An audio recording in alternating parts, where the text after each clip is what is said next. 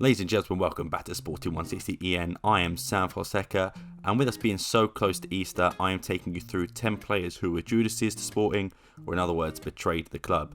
This is in no particular order, and it's basically my opinion at the end of the day, but most of these you'll find is sort of a general consensus from Sporting fans. But like I said, it's really just my opinion, so if you do disagree, feel free to let me know in the comments. Make sure you like and subscribe to this video if you do enjoy these type of content. Without further ado, let's get into the video.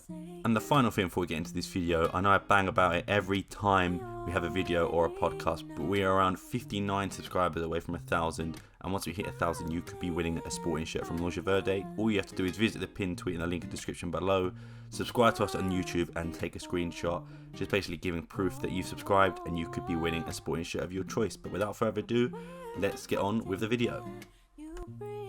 Starting off with the person in the thumbnail, and also the most recent example of treachery, Joao Mario moved to Sporting in 2004 as a youngster at the age of 11, and 7 years later, on the 14th of December 2011, he made his professional debut against Lazio, coming on the 76th minute, replacing Onyewu. After 6 great years at Sporting, Joao Mario was heavily linked away from Sporting and was being rumoured to go to the biggest clubs in Europe. On the 27th of August 2016, Joao Mario signed with Italian giants Inter Milan, 40 million euros plus an additional 5 million in bonus. However, the midfielder struggled in Milan and was frustrated at lack of game time. After 2 loan moves to West Ham and Lokomotiv failed respectively, he was offered a lifeline, a loan move to return to his home under new manager Ruben Amorim in the summer of 2020. It looked like a match made in heaven. Joao Mario returned to his best form in a midfield pivot with Joao Moutinho, and he ended a 19-year trophy drought as Sporting became champions of Portugal. On the 12th of July 2021, Inter cut their losses. They announced they had reached an agreement to terminate Joao Mario's contract by mutual consent, leaving the door open to a full-time return for the Portuguese international.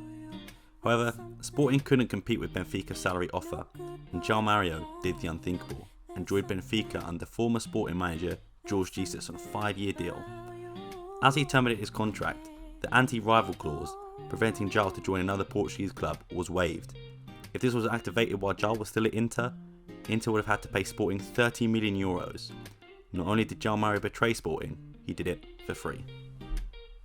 The ripple effects are still felt from this deal, with Sporting taking Inter to court as they believe Sporting sent in an offer to Inter that was rejected, only to release him for free to join Benfica. Didn't really make much sense to Sporting, and as of March 2023, this is still an ongoing case. In addition, Joao Mario was booed heavily whilst on international duty as Portugal played Liechtenstein at the Alvalade, and the Alvalade faithful were not too kind to the former once beloved Sporting hero. Up next we have another Joao in Joao Moutinho, who joined FC Porto. Joao Moutinho signed for Sporting when he just turned 13. Then he made his debut in January 2005 at 18 years of age, wearing the famous 28 shirt previously worn by Cristiano Ronaldo, and he featured alongside players such as Miguel Veloso and Nani.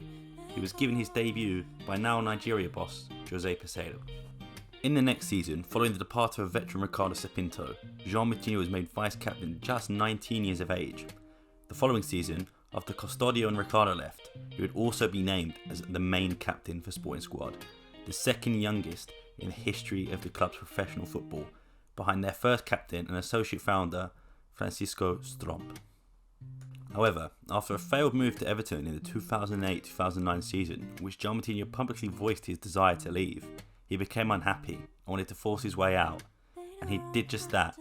On the 3rd of July 2010, Joao Moutinho was sold to rivals Porto for just 11 million euros.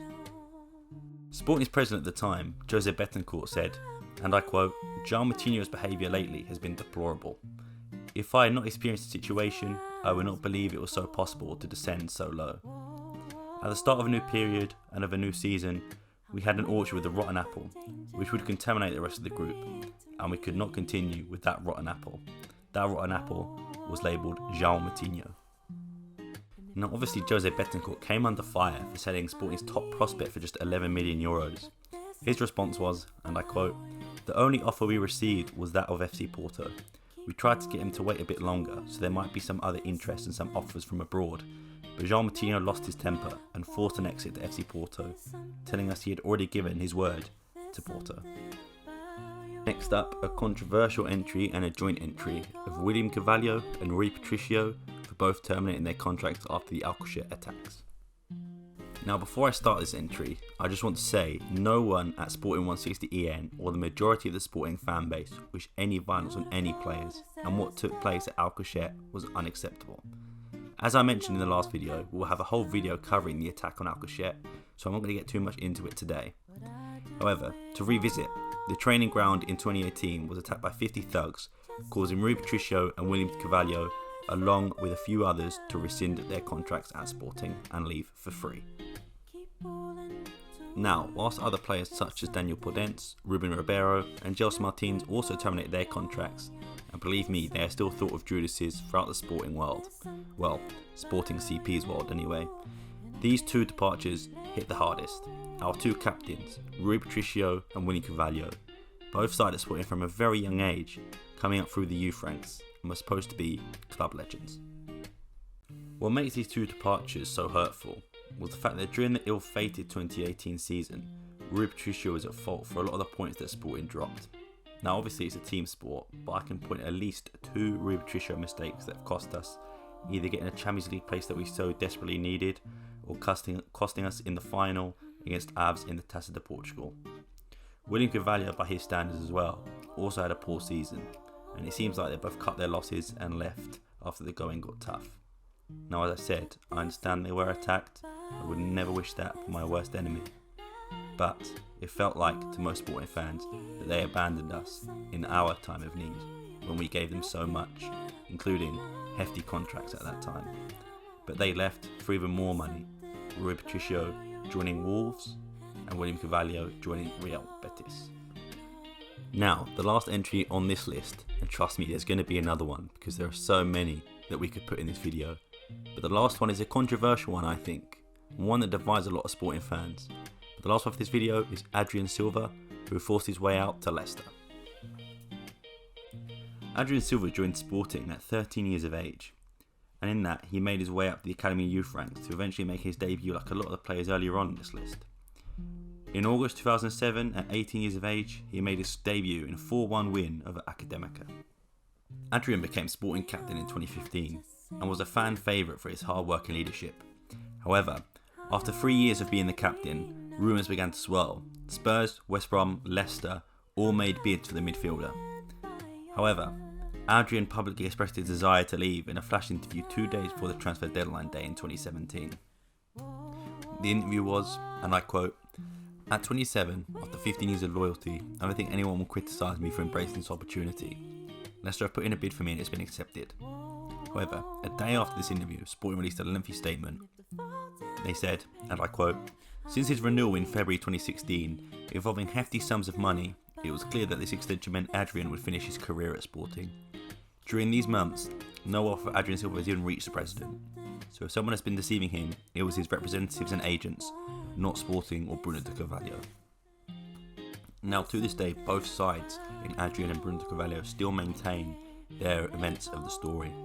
However, Adrian seemed to annoy a lot of Sporting fans, considering he was, again, like most of these other players, brought up from such a young age, been given loads of sums of money in terms of contract extensions and renewals, and all that, just publicly force his way out and sort of treat us like the dirt on the bottom of his shoe. But as I said, some Sporting fans still like him. They just see it as an end to his Sporting days. He just wanted to move on. He was a good servant for the club. However, I'm in the boat that I think he could have gone about it a different way, and he showed us a lack of respect by doing it the way he did 2 days before the transfer window and also during a flash interview. Adrian left President Bruno Cavalio no choice but to accept the eventual bid from Leicester. It was 25 million plus 5 million in bonuses, although the deal didn't go through in time, so Adrian went 5 months without playing. You know what they say, karma is a bitch, Adrian. Although Bruno Cavalio and Adrian didn't see eye to eye when he left, Bruno Cavalio did accept and Adrian returned, not as a player, but just to say his farewell to the Sporting fans. They even shook hands and held the jersey up together. So it seemed like Bruno Cavalio forgave him at the time. However, Sporting fans still are unsure. I, for one, will not forgive him for what he did. Although it's not bad as some of the other people on this list, he was still Judas nonetheless to me. And that brings us to the end of this video. As I said, we'll probably do a part 2 because we could fit loads more people. We'd even do a part 3 probably, in terms of people that have betrayed Sporting or Judas, in other words. But yeah, make sure you enter the giveaway for win a free jersey as well. But in the meantime, I've been Sam, thank you for watching, and peace.